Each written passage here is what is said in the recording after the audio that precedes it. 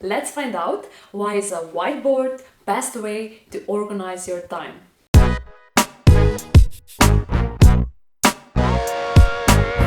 In this video, I will show you how I plan my day using a dry erase whiteboard. First and foremost, plan your day ahead. Make a plan one night before or first thing in the morning. Number 2, your goal should be empty and clean whiteboard. There is such a sense of satisfaction where all tasks are completed and you can just delete them. Number 3, make it simple. I usually spend less than 3 minutes for planning. Number 4, have micro goals. You don't know how to start? I will show you.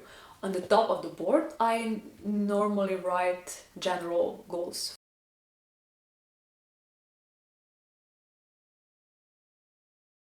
Then in the middle, I write more specific tasks so that they can be done in short term. For example,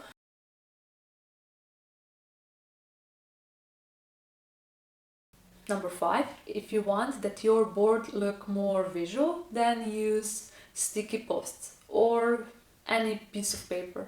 I normally use lists from all calendars as grocery list, and then I simply attach it on the board.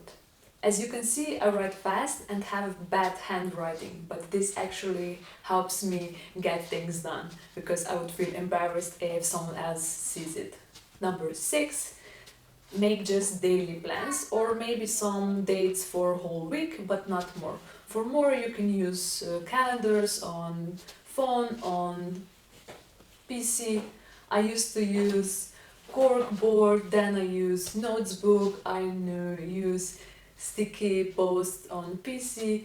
For planning more ahead, I use calendars on phone and PC, and I often set reminders and some alerts, but then I frequently press delete or remind me later, and then I never accomplished my goals.